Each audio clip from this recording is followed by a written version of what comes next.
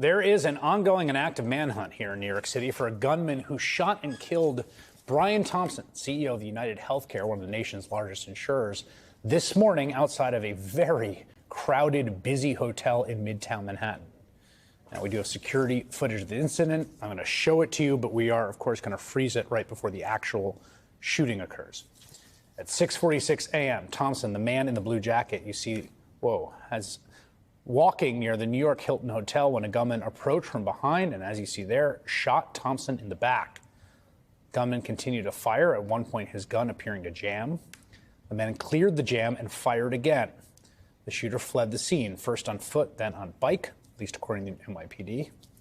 Police later released these security camera photos, apparently shot in a nearby Starbucks before the shooting, showing part of the assailant's face obscured by the mask and hoodie.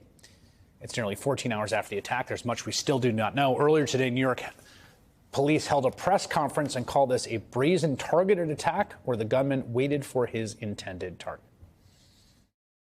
I want to be clear. At this time, every indication is that this was a premeditated, pre-planned, targeted attack. The motive for this murder currently is unknown, but based on the evidence we have so far, it does appear that the victim was specifically targeted. But at this point, we do not know why. This does not appear to be a random act of violence. Tom Winters, the NBC News national law enforcement and intelligence correspondent, and he joins me now. Tom, I got to say, my word, I mean, just in terms of where it happened, the audacity of it, the barbarity of it, and the fact that it happened in such a crowded spot of the city. It was 6:30 in the morning.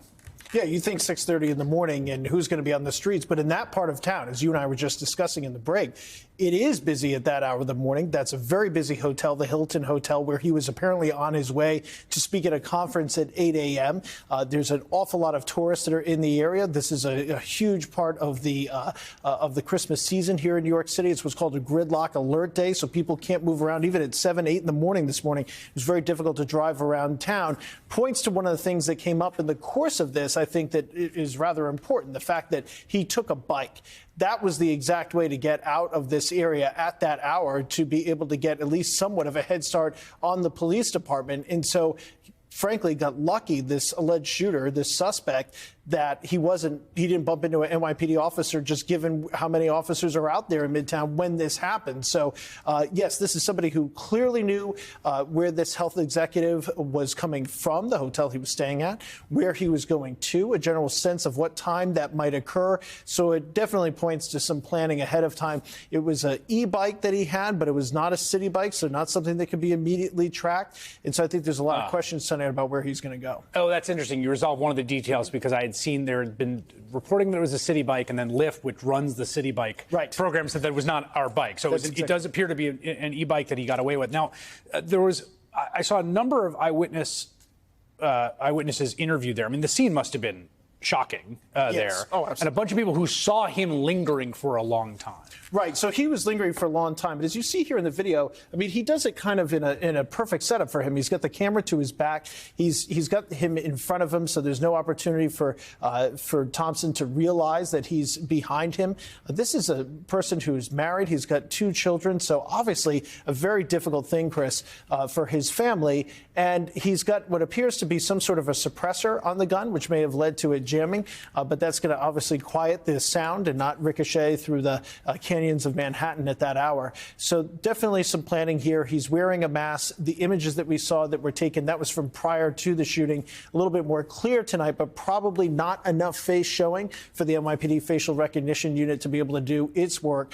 And so, yes, at this hour, still some solid leads that are being followed, but I don't think the Detective Bureau has keyed in on exactly where this is going to go yet. Maybe this is a dumb and naive question, but I'll ask it. I mean, I think my first reaction when I saw this had happened was like, there's no way this person can get away with this. Like, in this day and age, with the insane amount of surveillance technology, digital footprints of everyone, the amount of cameras that are all over the city covering every inch, you can't shoot someone in the middle of Midtown and ride off on a bike. I mean, how confident, I guess, are the NYPD that they will find the suspect? I think there's a strong feeling that at some point they will get to a resolution here that will result in handcuffs. And just knowing these days how they're able to do these investigations, how they're able to work backwards. I mean, the whole key to this investigation is going to be the timeline. And it's not just the moment of the shooting and the moments afterwards and where he goes to 55th Street, picks up this bike that he apparently has waiting there, zooms up 6th Avenue, goes into Central Park.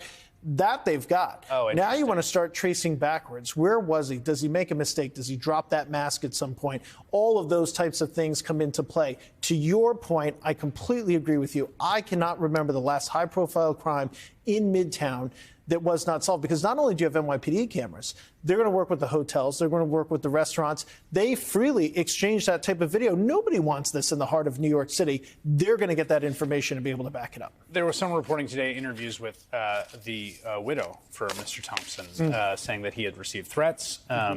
But as of now, earlier today, obviously, as you saw in the clip we played, there was no determination of a motive, and I imagine that remains the case until they have further identification of the suspect. That's right. That's the chief of detectives speaking. There was a cell phone that was recovered. Unclear if that is specifically involving the suspect or if there's anything on there that could be helpful.